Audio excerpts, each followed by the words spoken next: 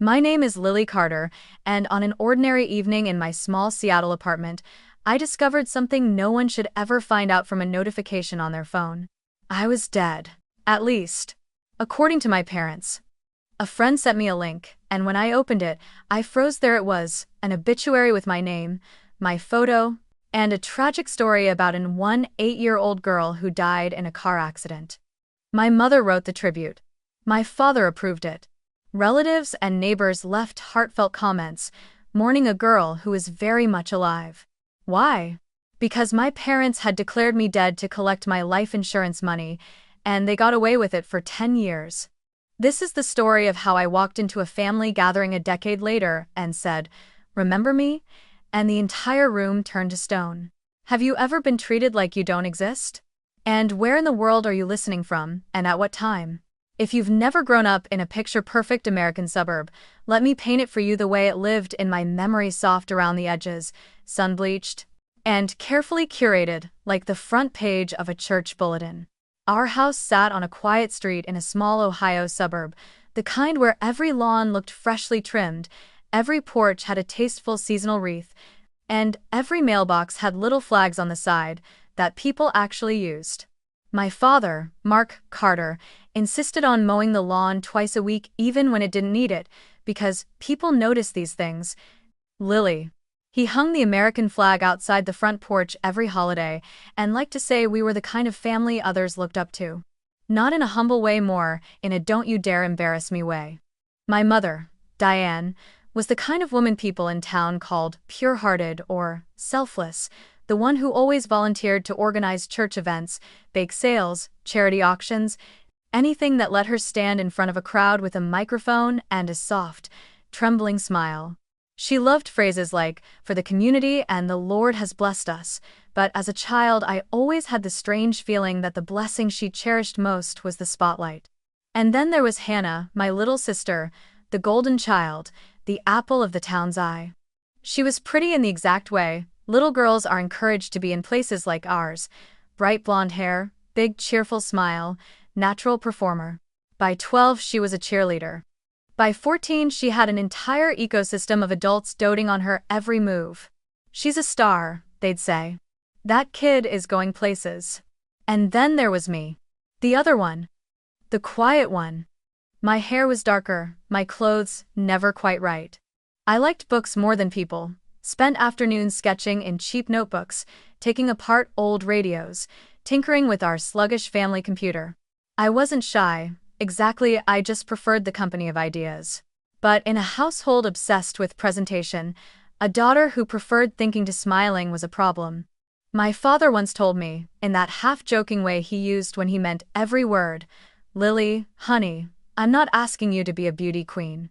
Just don't scare off boys by looking so serious all the time."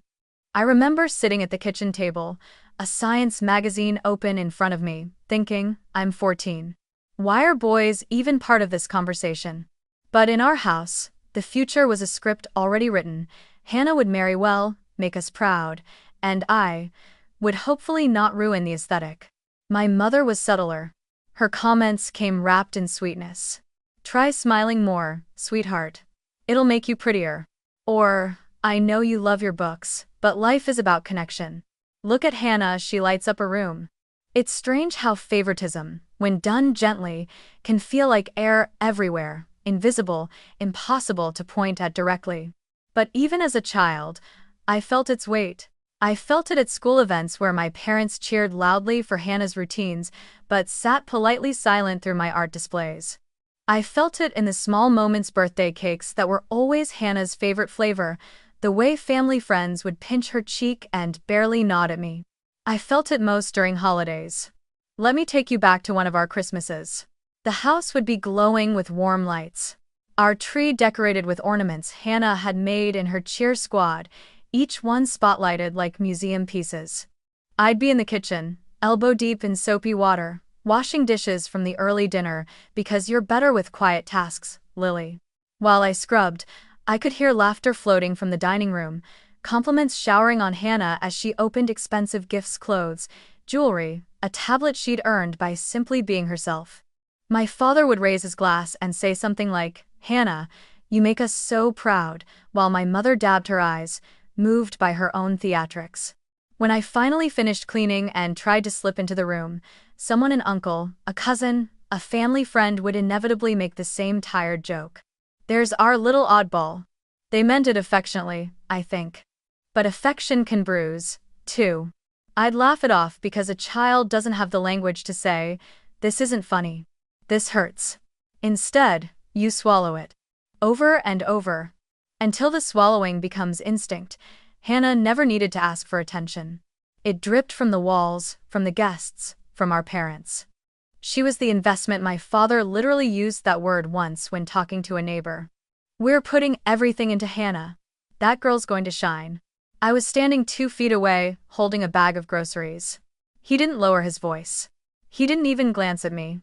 That's the part that stays with you, not just the neglect, but the casualness of it. Like you were never part of the frame to begin with. My role in the Carter household was functional, not emotional. I babysat Hannah, helped her practice routines, prepped snacks for her friends, cleaned her room when she didn't feel like it. If I protested, my mother would tilt her head gently, as if disappointed in my lack of sisterly love. "You're the older one, Lily. You should set an example." But what she really meant was, be invisible, be useful. Don't disrupt the picture. Looking back, I realized the house itself was like a stage set. The polished entryway, the immaculate living room, the family portraits where my mother insisted we tilt our heads just so, all of it was an illusion curated for outsiders. The perfect Christian family, the successful suburban home, the parents who did everything right. And in every staged photo, Hannah always stood in front, glowing. I stood slightly behind, always a little out of focus. There's one memory that still hits me harder than I'd like to admit. I was 16, and our school organized a science fair. I built a working model of a small automated irrigation system, nothing fancy, but all mine. When the judges announced I'd won second place, I looked toward the bleachers, searching for my parents' faces. They weren't there. They had gone to watch Hannah's cheer practice instead. I walked home alone that day, ribbon in hand. When I showed it to them later, my mother smiled distractedly and said, "Second place is still good, honey." Before launching into a long story about how amazing Hannah had been at practice. My father didn't even look up from his laptop. "That's nice." Just 2 words. That was all I got. At the time, I didn't have the vocabulary to explain the ache sitting behind my ribs. I didn't know about family systems or scapegoats or the psychological gymnastics that make a child believe neglect is normal. All I knew was that no matter how gently favoritism is delivered, it still lands like a slap you're expected to thank them for. But now, at 28, with the clarity distance brings, I can name it plainly. I was the scapegoat in a family obsessed with appearing perfect. Hannah was the golden child, the proof of their success. I was the reminder of everything they didn't want to see: independence, difference, disobedience, truth. And maybe that's why burying me first emotionally, then literally on paper, was so easy for them. When a family spends years pretending your voice doesn't matter, pretending you don't belong, pretending your feelings are inconveniences, pretending you're dead is just one step further into the lie they've always lived in. 17 is an age that looks shiny from the outside: prom dresses, SAT prep books, bright futures. But for me, 17 felt like living inside a pressure cooker disguised as a happy Christian household. By then, I had learned the rhythm of favoritism in our home so well I could predict it like the weather. Hannah's achievements were spring sunshine, mine were quiet, passing clouds. Still, something inside me, some small ember of my own life, kept glowing. It glowed when I coded little games on our outdated family computer. It glowed in the way my heart beat faster reading about universities in Seattle or Denver, cities where no one would look at me like I was an afterthought. And it glowed brightest the day I opened the email telling me I'd scored high on my SAT, high enough for big scholarships. I remember sitting at the kitchen table, the laminate surface slightly sticky from someone's spilled juice, staring at my score as if it were a passport to another planet. A planet where I wasn't the wrong daughter. Where I was enough. I printed the score out and tucked it in my binder, imagining the moment I would show my parents. I thought, stupidly, that they might be proud. But deep down, A quieter, wiser part of me already suspected the truth. Pride was reserved for Hannah. I was meant to stay small, predictable, useful. Then there was my relationship with Ethan. He was funny, kind, came from a working-class Hispanic family, and treated me like I mattered. We met in a computer repair elective, of all places, soldering old motherboard pieces in a dusty back room of the school. He was the first person who ever said, "You're really good at this, you know," and meant it without comparison to someone else. The first person who looked at my interests as strengths rather than flaws. We were careful, quiet about it. But in a town where gossip travels like wildfire, and my father knew everyone from church to the bank branch he managed, secrets don't stay secret for long. My parents found out about Ethan the same week they discovered I'd applied to schools out of state. I had done it in silence, using school computers, my guidance counselor helping me with essays and FAFSA forms like she was doing something sacred, and maybe she was. When the acceptance email arrived from a university in Seattle, offering a partial scholarship and a small paid internship with a local tech startup, I sat in the school parking lot and cried into my hoodie. Not out of fear, out of hope. Real, choking, terrifying hope. But hope is dangerous in a family that relies on control. Some people talk about the moment their lives split into before and after. For me, it was a Thursday night in May. The family meeting. My father's voice had that artificially calm tone he used when preparing to punish someone. My mother's hands were clasped at her chest like she was auditioning for a church skit about suffering. Hannah sat with her chin lifted, already rehearsing her superiority. I walked into the dining room and knew immediately that something had been discovered. My printed acceptance letter sat on the table, next to a screenshot of a photo Ethan and I had taken at a school fair. "Explain this," my father said, tapping the letter with 2 fingers like it was evidence of criminal behavior. "I got accepted," I said softly, trying to hold my ground. I want to study computer science. They offered me a scholarship. And a paid internship." My voice trembled despite every effort not to let it. My father leaned back, arms crossed. "And when were you planning to tell us? After you ran off to some crime-infested city across the country?" My mother shook her head with exaggerated heartbreak. "Lily, how could you go behind our backs like this? We raised you better than that." Hannah snickered. "It's so weird imagining you in Seattle. They actually hire people like you?" It escalated fast after that. My father listed all the reasons Seattle was dangerous, immoral, liberal, full of people who would eat you alive. My mother insisted I apply to nursing instead, a stable job, honey. And it's what good girls do. They pushed community college, staying home, helping with Hannah's schedule. They never asked what I wanted, because wanting was a privilege only Hannah was allowed. Then came the line that made my stomach drop. "And this boy," my father said, sliding the photo of Ethan toward me. "This is the kind of future you think you deserve?" The tone wasn't just disgust, it was contempt. "He's not from our world." My mother added gently, the kind of false gentleness that cuts deeper than shouting. "He'll hold you back, sweetheart. You're meant for more than that." "He treats me well," I whispered. "He respects me." "Respect won't get you anywhere in life," my father snapped. "Status will. Connections will. Stability will." Then he set the terms like a judge delivering a sentence. "Here's what's going to happen. You're going to break up with him. You're going to stay here. You'll enroll in community college, like we planned, and if you obey, we'll pay for your tuition. If you don't." He let the words hang, heavy and intentional. My mother chimed in, "We're only trying to protect you. You make us look ungrateful when you rebel." My father's voice hardened further. "This family has a reputation, Lily. You've embarrassed us enough." Something inside me, some old, tired part that had spent years bending, finally snapped. I felt it clearly, like a thread pulling free. My hands were cold, but my voice came out steady. "No," I said, a simple word. But in our house, it was an earthquake. My father narrowed his eyes. "What did you say?" "No." I repeated, louder this time. "I'm not staying. I'm not breaking up with him. I'm going to Seattle." I took a breath. "This is my life. I get to choose it. With or without your permission." The room went still. My mother inhaled sharply, tears blooming instantly, not sadness, but weaponized disappointment. Hannah stared at me with fascinated horror, like she'd just witnessed someone lick an outlet. My father's face turned a shade I'd never seen before, deep, furious red.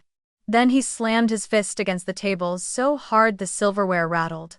"Get out," he roared. "Get out of my house." My heart jumped into my throat. He wasn't finished. "You want to make your own choices? Fine. But not under my roof. You are no longer our daughter." Hannah strutted past me, tossed a cheap duffel bag at my feet, and said, "Hope Seattle likes weirdos." My mother didn't stop her. She didn't stop him. She only pressed a hand dramatically to her mouth and whispered, "You've destroyed this family, Lily." And, just like that, the verdict was sealed. I packed in silence. A few shirts, my laptop, a pair of jeans, a toothbrush, the little envelope of tips I'd saved from working part-time at the diner. It was pathetic, really 18 years in that house, and I could fit everything I owned into one cheap bag. When I walked out the door, the porch light flicked off behind me, as if even the house wanted me gone. I stood on the front lawn, the air thick with the scent of freshly cut grass, and something else I couldn't name, freedom, maybe, or grief. I told myself the worst part was over. I told myself that losing a family that never wanted me wasn't really a loss. I told myself I was walking toward a new life. What I didn't know, what I couldn't possibly imagine, was that 10 years later, I wouldn't just lose the Carter family. I would lose my own name, my own record, my existence. They hadn't just told me I wasn't their daughter. A decade later, they would decide I wasn't alive at all. Seattle didn't welcome me with open arms. It greeted me with a gray sky, a wet sidewalk, and the kind of cold that settles into your bones before you even realize you're shivering. But even that felt better than the silence of my childhood home. At least this cold was honest. At least this city didn't pretend to love me while quietly wishing I'd disappear. I landed with one duffel bag, a laptop that overheated whenever I opened more than 3 tabs, and exactly $312 from diner tips and odd jobs. My first living situation was a cramped shared room in a student housing complex, the kind where the walls were thin enough to hear your neighbors argue about ramen flavors. I lived with a girl named Kayla, a loud, chaotic theater student who talked like every sentence was a monologue. We couldn't have been more different, but she was the first person who ever said, "You're safe here," and meant it. My days fell into a brutal rhythm. Mornings behind a barista counter, wiping milk steam off my apron while tourists ordered complicated lattes I barely understood. Afternoons in community college classrooms, collecting credits one by one like stepping stones toward the degree I knew I needed. Nights repairing laptops for extra cash, or coding simple websites for small businesses that didn't know their fonts weren't supposed to blink. I slept maybe 4 or 5 hours on a good night. I lived on black coffee, dollar store noodles, and determination. There were moments, tiny, sharp moments, when my hand would hover over my phone late at night, tempted to call home. To say I was alive, to say I was trying. To ask, just once, if my mother ever regretted letting me walk out that door. But then I'd hear my father's voice echoing from memory, cold and final, "You are no longer our daughter." The words acted like a lid, sealing the ache inside. So, I never made the call. Not once. Instead, I held on to the things that survived with me. My curiosity, my stubbornness. My hands that always wanted to take things apart and figure out how they worked.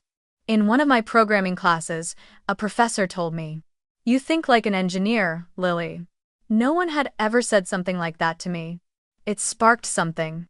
A belief in myself I didn't know I was allowed to have. I started picking up more coding gigs.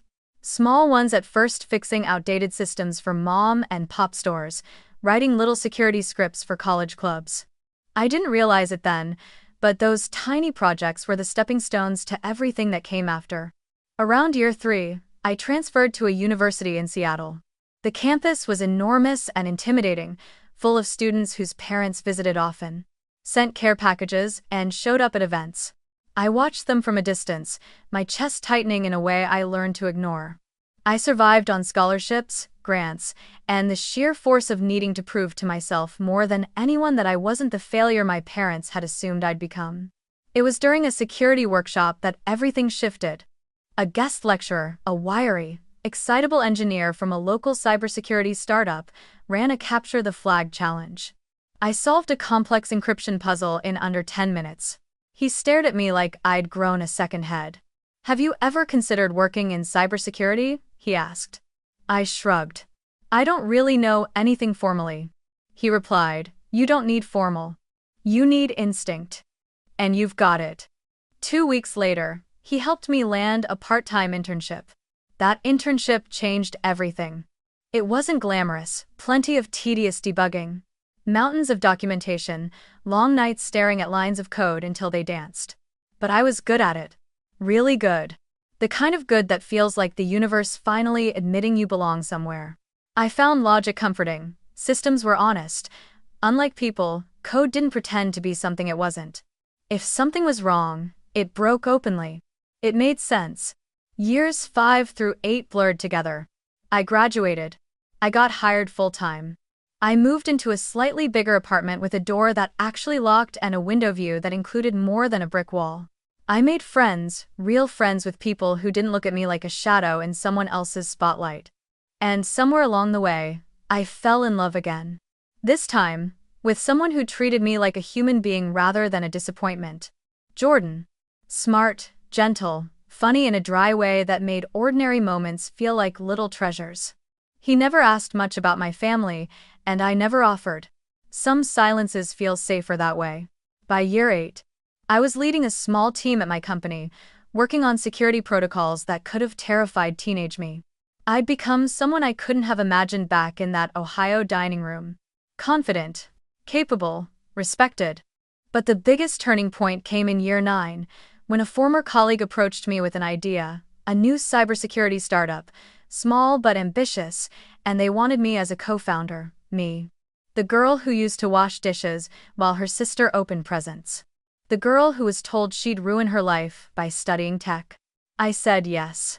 And, for the first time, I said it without fear. The startup was lean, exhausting, exhilarating.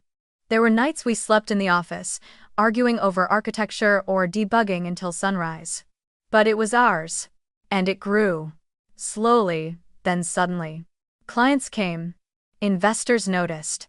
By year 10, I had a solid salary, equity shares, and a team who trusted my judgment.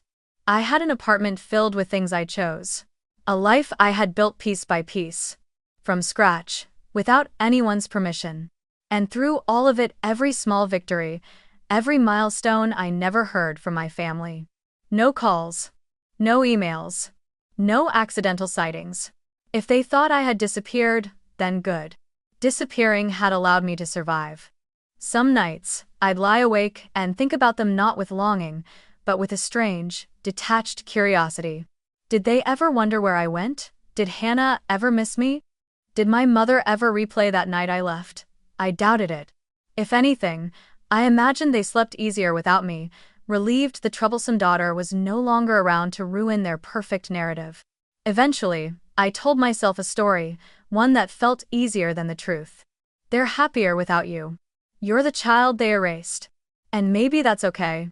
But I didn't know, not yet, how literal that erasure would become. I didn't know there was an obituary waiting for me on a church website. A death certificate filed under my name. Insurance money paid out to the people who once told me I wasn't their daughter. I didn't know that the life I built, every inch of it hard-earned, was living in the shadow of a girl who, according to my family, had died at 18 and never made it out of Ohio. It would take 10 years for the truth to reach me. 10 years before I realized the past I thought I'd outrun hadn't just followed me, it had buried me. And when I discovered what they'd done, the girl they tried to kill off would rise again. Not as their daughter, but as the woman they never expected me to become. I wish I could tell you that after finding my own obituary, I took a day to breathe, to process, to let the weight of it settle. But that's not how my mind works, especially not after a decade of surviving on instinct. My brain flipped immediately into analysis, mode, the same mode that helped me debug systems at 3 in the morning or trace breaches across tangled networks. I treated my own death like a corrupted file. If there was a record claiming I had died, then somewhere a system had logged it, and systems don't invent entries by accident, people make them. Someone had filed my death on purpose. Someone had typed my name into the line that asked for deceased. She hadn't just let me disappear from her life. She had erased me, officially, legally, entirely. My hands shook as I scrolled to the section listing the hospital and the physician who supposedly handled the case. The hospital name was one I didn't recognize, an unlicensed urgent care that, according to a quick search, had shut down years ago for failing inspections. The attending physician's name returned 0 results. No license. No history. No existence. My breath hitched when I clicked it open. It was horrifyingly simple. A single sheet of PDF with my name at the top, a case number, a date just 2 months after my 18th birthday, and the cause of death listed as motor vehicle accident, fatal injuries sustained. A location: bridge on County Road 7. A note: no resuscitation attempted. My mouth went dry. I had never even been on County Road 7. Not once. But the detail that made my pulse spike wasn't the fake accident or the location. It was the line midway down the page that read, Informant, Diane Carter, Mother. My mother had signed the paper that declared me dead. I stared at her signature for a long time. I knew that swooping D, the careful curve of her last name. She always practiced her handwriting to look presentation ready. Suddenly, every memory of her crying in church, her trembly voice saying things like, "The Lord gives and takes away," made a sick kind of sense. She hadn't just let me disappear from her life. She had erased me, officially, legally, entirely. My hands shook as I scrolled to the section listing the hospital and the physician who supposedly handled the case. The hospital name was one I didn't recognize, an unlicensed urgent care that, according to a quick search, had shut down years ago for failing inspections. The attending physician's name returned 0 results. No license. No history. No existence. The funeral home listed had been sued for fraud multiple times. Everything pointed to a fabricated chain: a ghost hospital, a ghost doctor, a ghost funeral home. And me, the ghost child. But the question kept burning at the center of my chest: why? Why go this far? Why create an entire fake death? Why take the risk? Why lie so thoroughly? There was one answer that made my stomach twist even before I confirmed it. Insurance. My father had worked in insurance for years. And I had a sinking, nauseating suspicion who that someone was. The next morning, after a night of almost no sleep, I sat down at my dining table, really just a converted IKEA desk, and pulled up the public records database for the county I grew up in. I typed Lily Marie Carter, entered my birth date, clicked search. For a few seconds, the page loaded slowly, each pixel flickering like a taunt. Then it appeared. My death certificate. A real one. Registered, stamped, approved. Maybe she sensed the tremble in my voice. Maybe she'd seen something like this before. She made a call. 20 minutes later, she texted, "Call me. Now." When I answered, her voice was low. "Lily, the policy existed." My stomach flipped. "What policy?" "A life insurance policy," she said carefully. "Your parents opened it when you were 15. Large coverage. And the payout was issued 6 months after your listed date of death." For a moment, the room spun. My throat tightened. "How much?" She hesitated, then whispered, $280,000. My vision tunneled. That amount of money, that wasn't grief. That wasn't a mistake. It was a motive. A reward. I pressed my hand to my mouth, as if that could keep the shock from spilling out. Priya continued gently. "The payout went to Mark and Diane Carter. They collected it without any dispute." I leaned back in my chair, staring at the ceiling as the truth hit me like a freight train. My parents didn't just disown me. They didn't just erase me from their memories. They made sure I was dead on paper, so they could profit from it. Money for a child, they said, didn't exist. Money for a daughter, they told me not to be. A life insurance policy opened when I was still young, still living under their roof, still hoping they'd someday be proud of me. They planned for my death before I even turned 16. I opened the death certificate again, this time noticing details I had missed in my shock. The policy number was scribbled in the corner. The claim had been filed exactly 5 days after the supposed accident. 5 days. That was all it took. 5 days to turn me into a payout. I clicked through the records again, pulling up property documents next, driven by something between morbid curiosity and forensic instinct. My father had paid off their mortgage around the same time the payout was issued. My mother's event planning business had expanded shortly afterward. New equipment, new website, new decor pieces she bragged about on Facebook. And Hannah, my sister, who had never lifted a finger for anything, got a brand new SUV the year after my death. My funeral had funded their dreams. I don't know how long I sat there in silence. Time felt meaningless, like the clock had frozen the moment I realized how completely they had betrayed me. My chest felt hollow, as if a vacuum had opened inside. But beneath the shock, beneath the disbelief, another emotion began to rise. Slow, cold, steady. A kind of anger that didn't flare or burn. It crystallized, sharpened. An anger that belonged to someone who finally understood the magnitude of what had been stolen from her. I had rebuilt myself from scratch. Every job, every class, every late-night project, every inch of progress earned alone. Meanwhile, my parents had taken out money for my death, spending it on cars and businesses and the life they always wanted Hannah to have. And the worst part? On paper, they were right. On paper, I was dead. In the eyes of the state of Ohio, Lily Carter died at 18.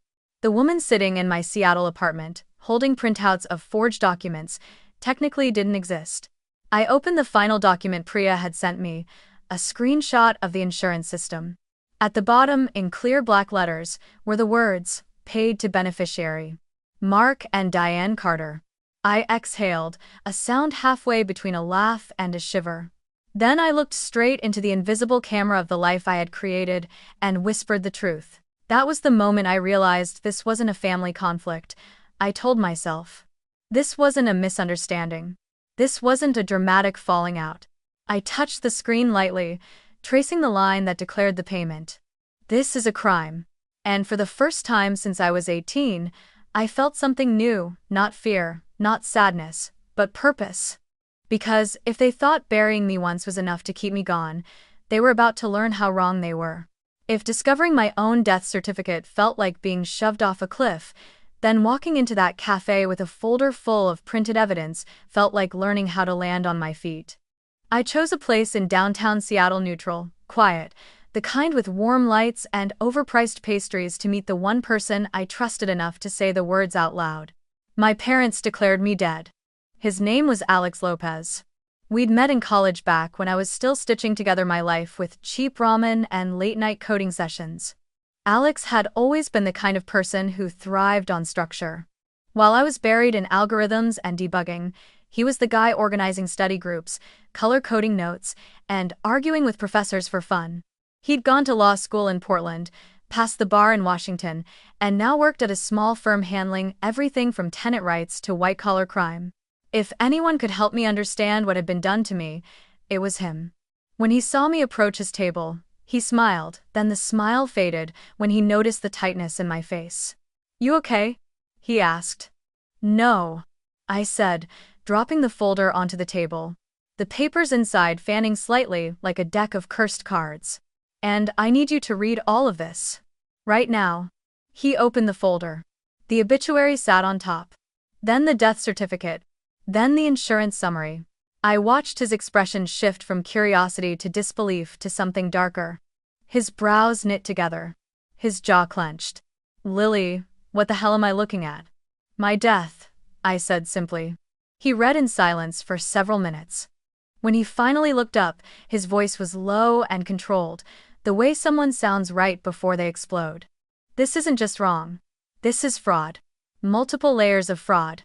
Insurance fraud, forged medical documents, false declarations to government agencies." He shuffled the papers again. "Your mother signed your death certificate?" "Yeah." I tried to sound detached, but my throat tightened anyway. "And your father collected the payout?" I nodded.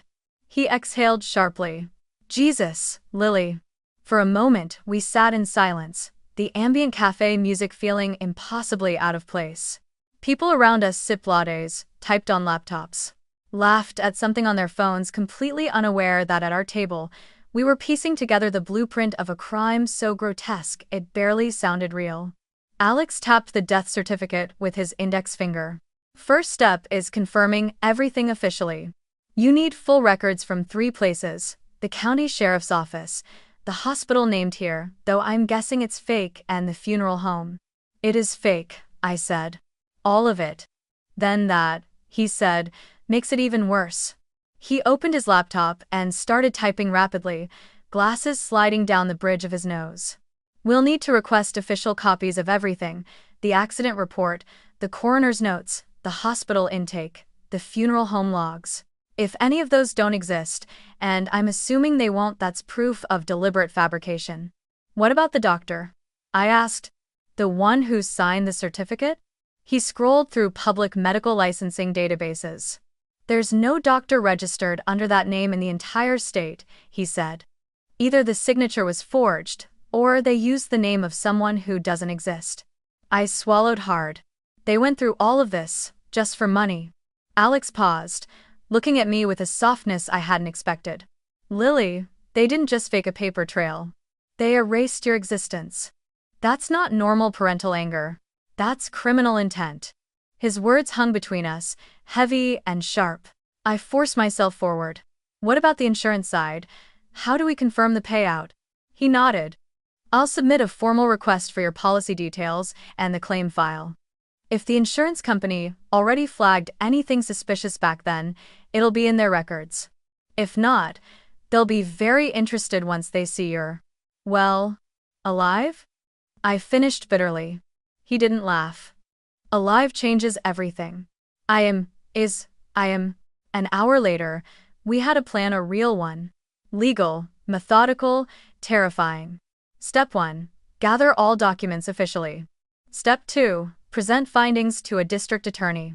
Step 3. Prepare for litigation, criminal charges, and a full audit of the insurance payout. Step 4. Confront the people who had killed me on paper. Before we left the cafe, Alex scribbled on a napkin the timeline of my death. Insurance policy opened when I was 15. Death certificate filed at 18. Claim submitted 5 days later. Payout issued 6 months after that. And then he circled a cluster of dates in red ink. What's that? I asked. He tapped it. This is when your father paid off his mortgage. Another tap. This is when your mother expanded her event planning business. Another. And this is when Hannah got her car. I stared at the napkin, feeling something cold and clean settle in my veins. The kind of clarity that only comes after shock burns away. My funeral money had become their stepping stones. Their comfort.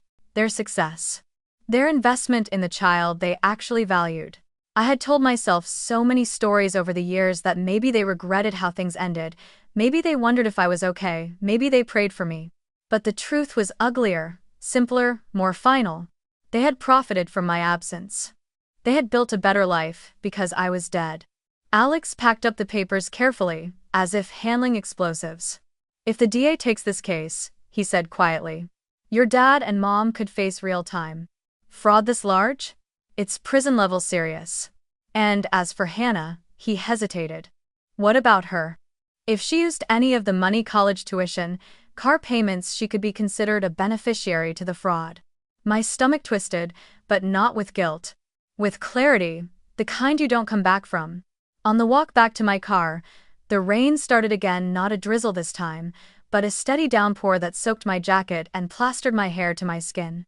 I stood there for a long moment, letting the cold wash over me, grounding myself in something real. For years, I had convinced myself I wanted nothing, no revenge, no closure, no confrontation. I told myself I had moved on. But standing in that rain with a folder full of forged documents and blood money, I felt something shift. This wasn't about closure anymore.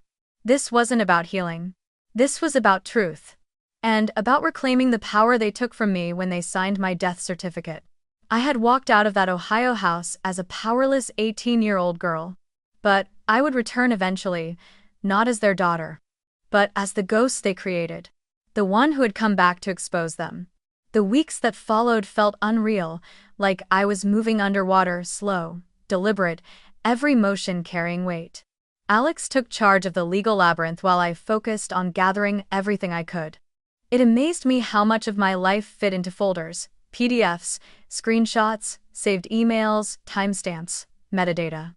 Evidence of a crime I didn't know I'd been the victim of until 10 years later.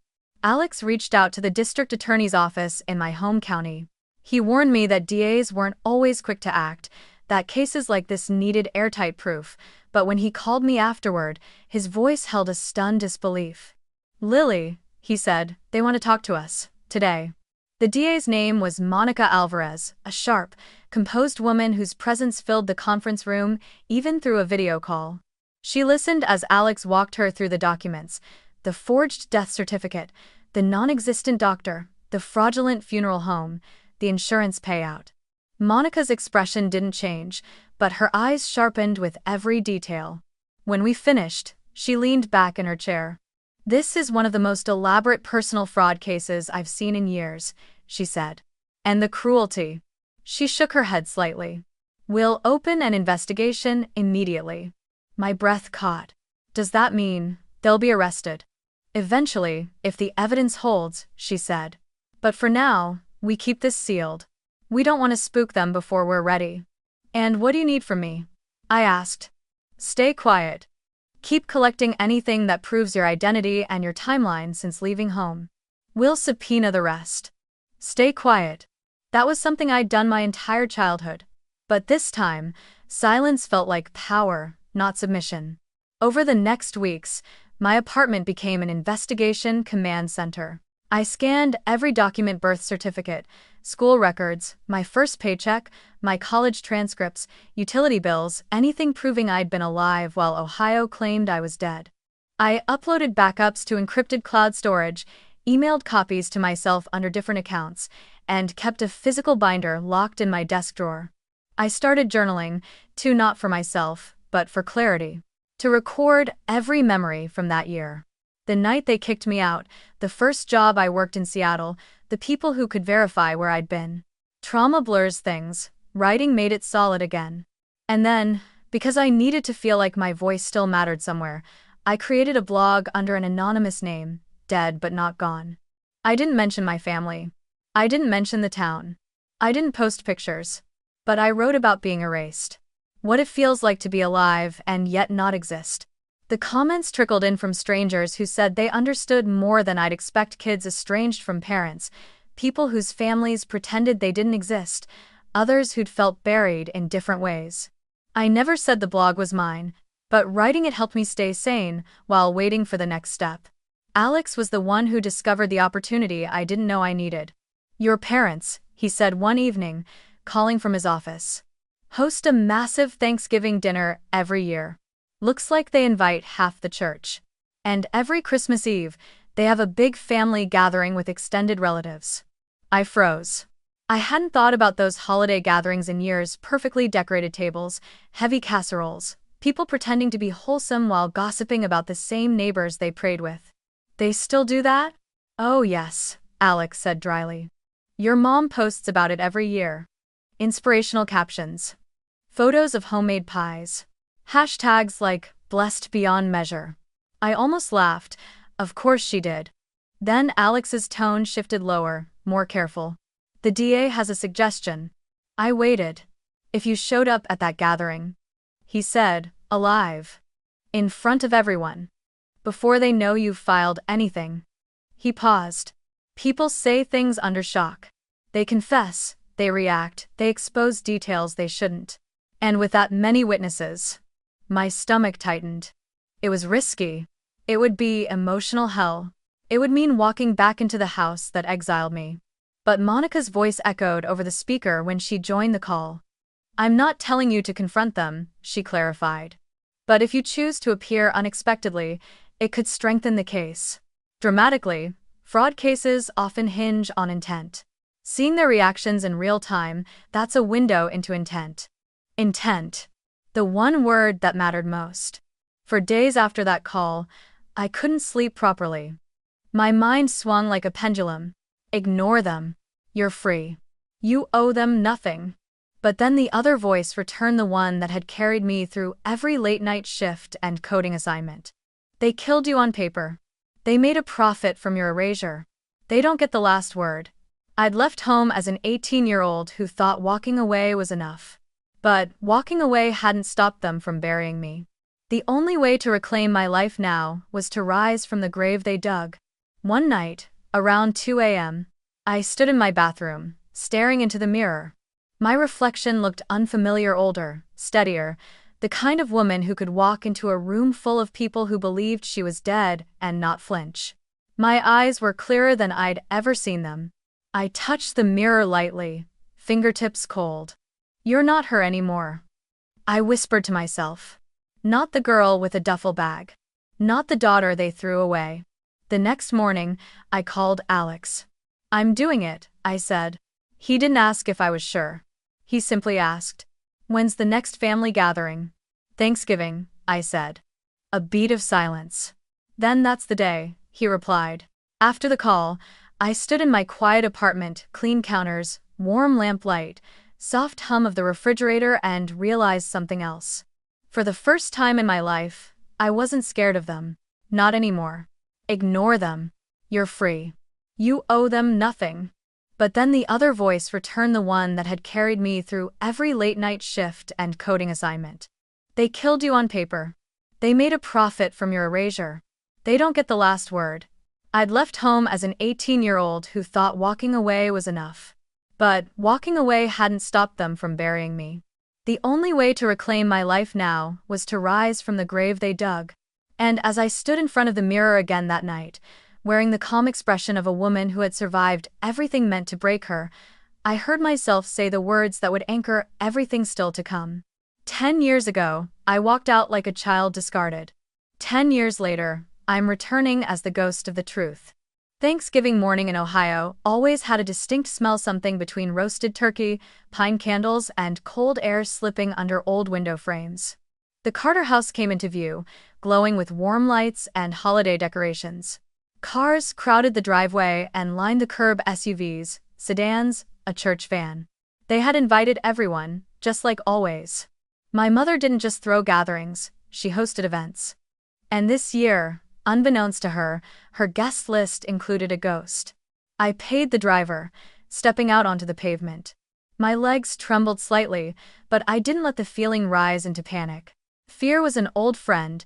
I'd lived with it too long for it to control me now. The porch was exactly as I remembered, same wooden swing, same ceramic turkey statue, same crack in the tile my father always promised to fix. I reached for the doorknob and found it unlocked, just as Alex had said it would be. Holiday traffic. Guests coming and going. The moment I stepped inside, the scent hit me like a punch to the chest. Cinnamon candles. Honey-glazed ham, fresh rolls. The foyer was dimly lit, decorated with autumn garlands. Voices spilled from the dining room, laughter, clinking glasses, the rise and fall of cheerful conversation. For a moment, the familiarity made me dizzy. 10 years. 10 years of imagining this moment. 10 years of being dead in this house. I took one breath, then another. Then I walked. Their dining room had always been the centerpiece of the house, long oak table, fancy tablecloth, candles glowing down the middle like some holiday advertisement. Hannah sat at the center, hair curled perfectly, wearing a designer sweater. My father was at the head of the table, carving turkey with a practiced smile. My mother floated between guests with a tray of bread rolls, performing benevolence the way some people breathe. No one noticed me at first. I stepped fully into the doorway, watching them like someone watching strangers play parts in a movie. A few heads turned, people who didn't recognize me but sensed something slightly off, the way animals sense earthquakes early. Then an older cousin, fork halfway to his mouth, squinted at me. His face drained of color. "Oh my God," he whispered, audible even over the chatter. "Lily?" Everything froze. One by one, heads turned. Conversations halted mid-sentence. A glass slipped from someone's hand and shattered on the floor. My mother was the last to face me. When she did, the tray tilted dangerously in her hands. Her smile collapsed. Her entire body went rigid. I stepped forward, steady, unhurried. "Hi everyone," I said, my voice calm and unmistakably alive. "Remember me?" A few people gasped. Someone whispered a prayer. My father's carving knife clattered to the table. Hannah's face went white, then blotchy red. My mother took a stumbling step backward.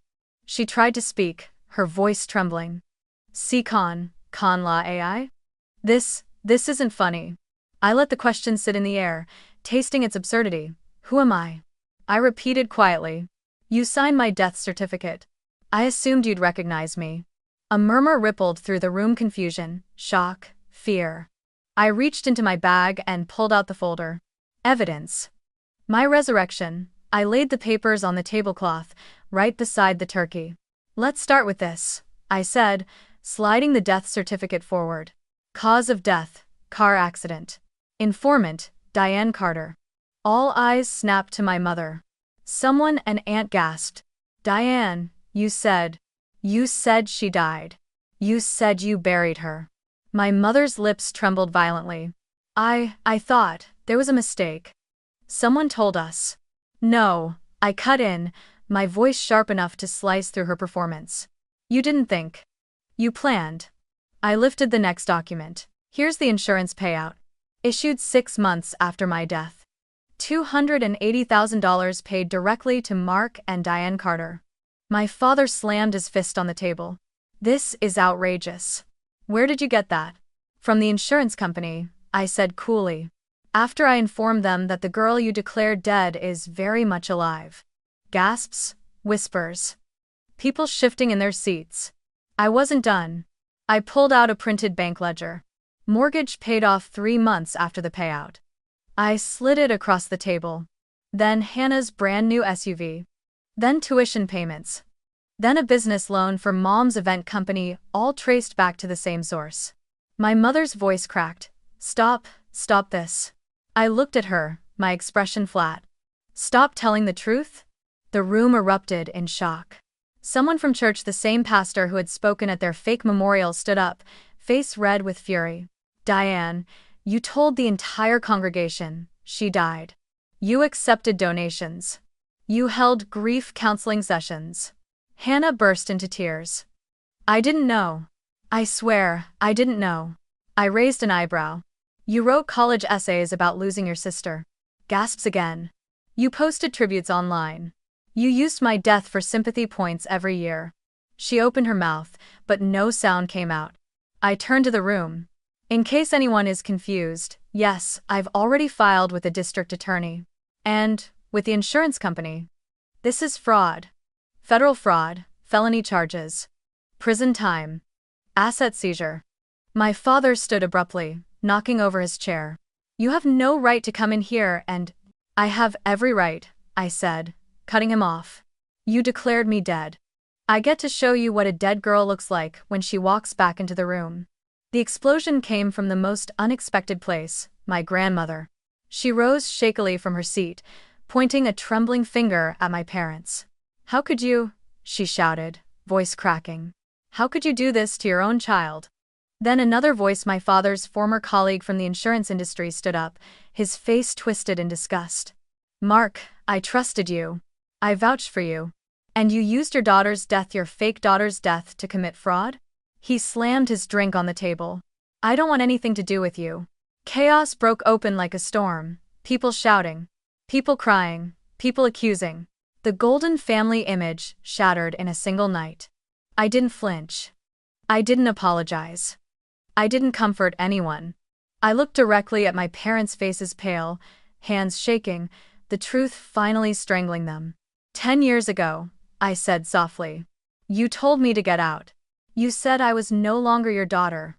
I stepped back, letting silence settle like ash. Fine.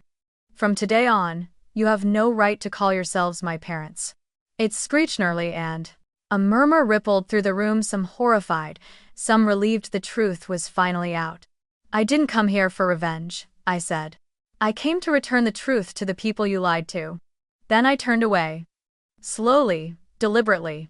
Walking out of that house didn't feel like it did when I was 18, frightened, unsteady, unsure of the world waiting outside. This time, I walked out knowing exactly who I was. Knowing exactly who they were. Behind me, I heard shouting, crying, denial, accusations, chaos swallowing the Carter family whole. But I didn't look back. Not once. The fallout began before I even made it back to Seattle. By the next morning, my phone was vibrating nonstop texts, missed calls, voicemails, stacked like dominoes. Somehow, someone at the gathering had recorded part of the confrontation and sent it to a cousin, who sent it to a neighbor, who sent it to someone from church. In small-town Ohio, news travels faster than morality. By noon, the entire community knew the Carter family's secret. The daughter they buried was alive. And she had walked into Thanksgiving like Lazarus with receipts. At first, the messages were hesitant, confused. "Lily, is it really you?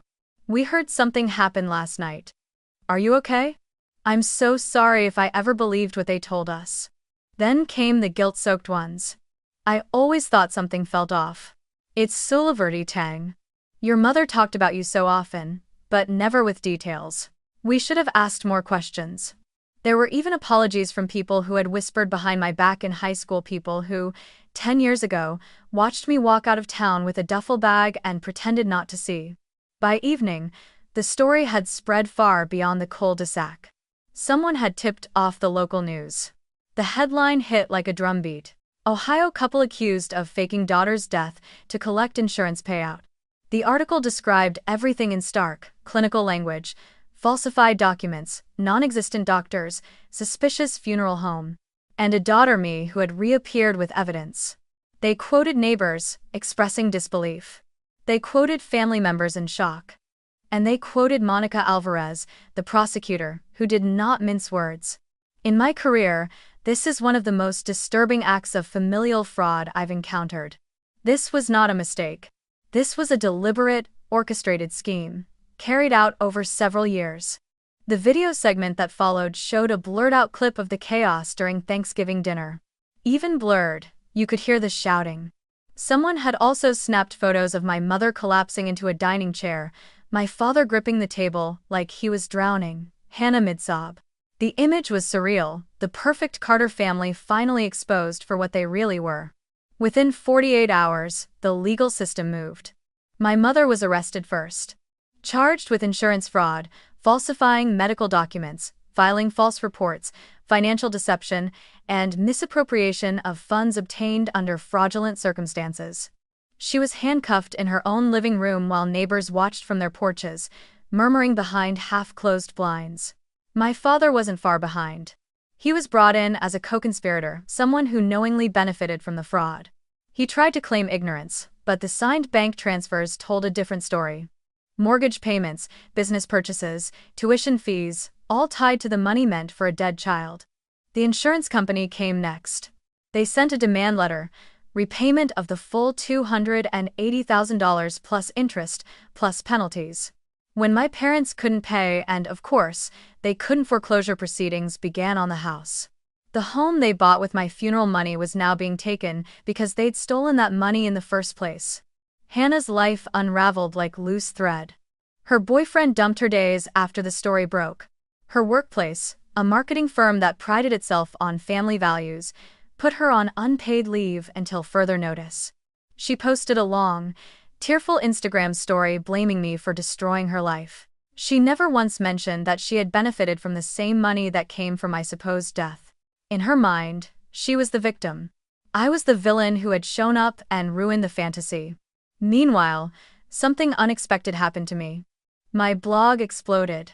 Dead but not gone, which had maybe 20 readers before all this, suddenly went viral. People shared it across forums and support groups. Messages flooded in hundreds, then thousands. Adult children whose parents had disowned them. Kids who were scapegoated in perfect families. People who were erased in quieter, but equally brutal ways. They wrote paragraphs, pages, essays. Some had never told anyone their stories before. They wrote to me like I was a lighthouse in fog. One message read, "When you showed up alive, you showed up for all of us." Another, "You made me believe my truth matters, even if my family denies it. Still fanged." And this one, which made me cry unexpectedly at 2 in the morning. You aren't the only ghost, but you're the first one I've seen rise. People asked for interviews, podcasts, collaborations. I declined them all. Not because I was afraid, but because this had never been about attention. I didn't want fame. I wanted my story back. I didn't feel triumphant watching my parents fall. There was no thrill, no rush, no spark of satisfaction. What I felt was release. A weight lifting off my bones that I didn't know I'd been carrying. For the first time in my life, what had been done to me wasn't being denied, minimized, or rewritten. The truth was out so public, so undeniable, that even the people who built their reputations on lies couldn't escape it. And standing in the quiet of my Seattle apartment, reading messages from strangers who understood me better than my own family ever had, I whispered something into the stillness. Finally, the story belongs to me. Not them, not their lies. Not their church friends. Not the obituary they wrote. Me. That was the beginning of my freedom, not the confrontation, not the shouting, not the courtroom. But the moment I realized I no longer needed their acknowledgement, or their apology, or their love. I only needed the truth. And now I had it. It took months before he reached out. Long enough for the court hearings to finish, long enough for the news cycle to quiet down, long enough for the community's shock to fade into a kind of heavy, embarrassed silence. By then, my mother was awaiting sentencing, Hannah had gone largely off-grid, and my father, well, my father had vanished from public view altogether. Which is why the simple email that arrived in my inbox, one rainy Thursday evening, felt surreal. Subject: please. One conversation. No greeting. No excuses. No signature. Just a location, a small cafe halfway between Columbus and Cleveland, neutral territory, and a time. Saturday, noon. I stared at the screen for a long time, feeling nothing at first. No fear, no anger. Just a strange, hollow curiosity, like looking at an old photograph of someone you once knew but could no longer name. Eventually, I replied with one word, okay. When I arrived that Saturday, the cafe was nearly empty. Soft jazz played in the background, and the smell of roasted coffee beans hung warm in the air. He was already there, sitting in a corner booth with his hands clasped tightly in front of him. My father. Except he was barely recognizable. The man who once dominated every room he walked into now looked small, thinner, shoulders slouched, hair grayer than I remembered. His suit hung loosely on him, as though it belonged to another man. When he looked up and saw me, something in his face collapsed. Lily, he breathed, like saying my name hurt him. I slid into the seat across from him. You asked for a conversation. I said, so talk. It's enough to pace of in. He swallowed hard and nodded, fingers trembling slightly as they tapped against his coffee cup. I owe you the truth. I didn't respond, I simply waited. He took a breath, shaky, then began. At first, I was angry, he admitted. When you left. When you talked back. When you chose your own future over the one we wanted for you. Your mother said you were becoming ungrateful. Out of control. I believed her. I stayed silent. I told myself you'd come crawling back, he continued. You were 18. No money. No support. I thought life would break you, and when you came home, you'd be obedient again. The shame in his voice was unmistakable. But you didn't come back. And that made your mother furious.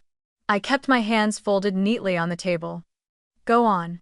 He looked down at his coffee, unable to meet my gaze. When she brought up the insurance policy, I didn't want to hear the details. I didn't ask questions. I didn't want to know, he closed his eyes. We were drowning in debt. The house. Hannah's tuition.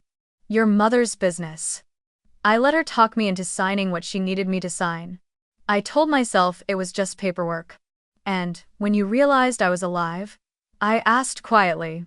He opened his eyes then, and they were full of something I hadn't seen before, not authority, not anger, but raw, fragile fear. About a year after we filed the claim, I hired someone to check on you. The words hit me like ice water. You hired a private investigator? He nodded miserably. I needed to know if you were okay. If you were alive. And when you learned I was? He let out a broken breath. I panicked. If we reversed it, we'd lose everything. The house, our jobs, our reputation. There would be investigations, audits, prison. So you pretended I was dead, I said, my voice steady. For 10 years. His silence was an admission. Say it, I demanded softly. His voice cracked. I was a coward. I chose money. I chose comfort. I chose the life we'd built over doing the right thing. I let your mother make all the decisions because I didn't want to face the consequences of the first one. There it was.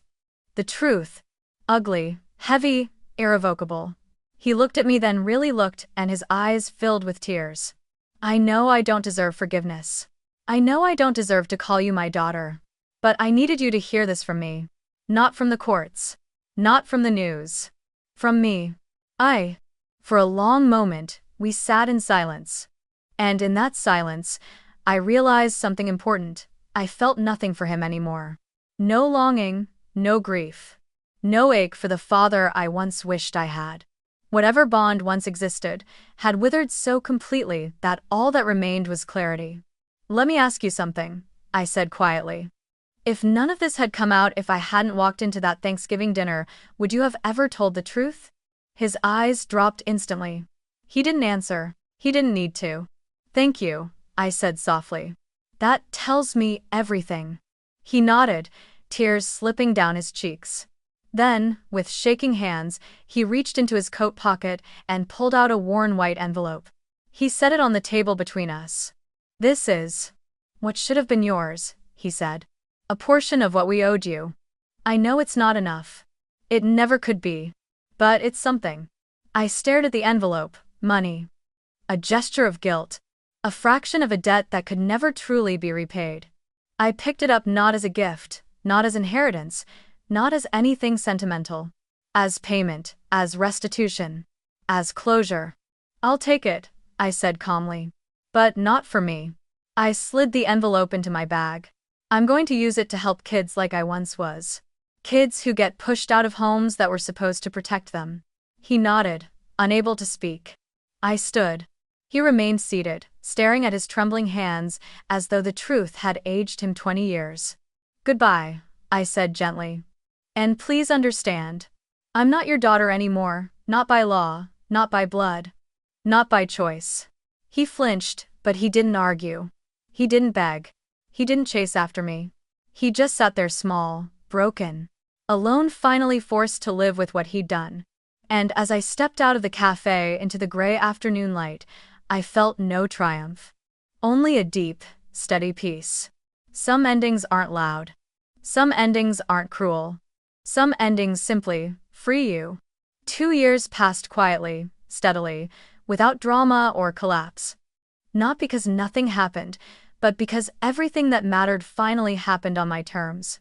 The legal storm that once hung over my life eventually ran its course. My parents received suspended sentences, fines so large they would be paying them for the rest of their lives, and a community reputation so shattered it would never mend. The house, the same one I had been kicked out of at 18, was foreclosed on and auctioned off. I didn't attend the hearing. I didn't watch the news segment replaying the verdict. I didn't speak to them again. And when my mother suffered a health scare months later and distant relatives whispered about funerals and obligations, I stayed home. I didn't go back to that town. Not even to say goodbye. Some goodbyes don't need to be spoken, they're lived. During those 2 years, my life rebuilt itself in ways I never expected. At the tech firm, I rose from senior engineer to leading an entire cybersecurity team, something I had once only dreamed about during sleepless nights in cheap shared apartments. My coworkers trusted me. My supervisors relied on me. I belonged in a world built on logic, truth, and precision, not on emotional manipulation or fake narratives. I also started something small almost by accident. A support group. At first, it was just an anonymous forum connected to my blog, a space where people who'd been erased, scapegoated, or betrayed by their families could write without being judged. But it grew. Messages turned into weekly online meetups. Meetups turned into a podcast where I invited guests to tell their stories: teachers, nurses, coders, artists. Waitresses, each one carrying a burden they had never been allowed to put down anywhere else. I didn't speak about my family anymore. Not because it hurt, but because their chapter in my life had already closed. Now, I wanted to help other people write their next chapters too. The envelope my father gave me crumpled, heavy, reeking of guilt, became something entirely different. I split it in half. One part funded a scholarship program for teenagers who wanted to study tech, but came from homes where education was discouraged or financially impossible. The other part went to a shelter for homeless youth, the ones who, like me once, had nowhere to go when the people meant to protect them turned them out. It felt right. It felt like reclaiming something that had once been taken by force. And then came the moment that surprised even me. The first holiday season I spent intentionally joyfully, surrounded not by blood relatives, but by people who had chosen me and whom I had chosen in return. My apartment wasn't large, and the dining table wasn't some elaborate, magazine-worthy centerpiece. But on Friendsgiving night, the room glowed with soft lights and mismatched plates, and every seat was filled. There was Rachel, my coworker who always brought too many pies. Jordan, who teased me about my obsession with code efficiency. Nisha, who had shared her own story of estrangement on the podcast and quickly become one of my closest friends. Emily and Mateo from my team, both loud and warm and shamelessly competitive about board games.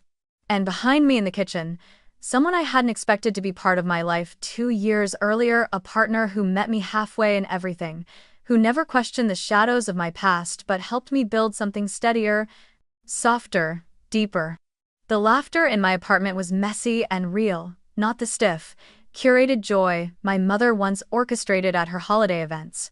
No comparisons. No forced roles. No perfection. Just warmth. Just connection. Just family chosen, not inherited. I stood for a long moment in the doorway, watching everyone pass dishes, tease each other, spill drinks, scramble for forks, argue about who overcooked the rolls, and something inside me loosened in a way I didn't know it still needed to. For the first time, I saw clearly. Family isn't who you're born to. Family is who builds a life with you. I wasn't the dead girl anymore. I wasn't the scapegoat. I wasn't the daughter erased for profit. I was Lily Carter, alive, whole, and finally belonging somewhere. Later that night, after the dishes were washed and everyone had left, I sat by the window with a mug of tea, looking at the quiet city lights. A different kind of peace settled over me, not the numb silence I had grown up with, but a warm, grounded calm. In that silence, I found words rising in me, words I wished I could send back in time to the girl I used to be. You were never unworthy.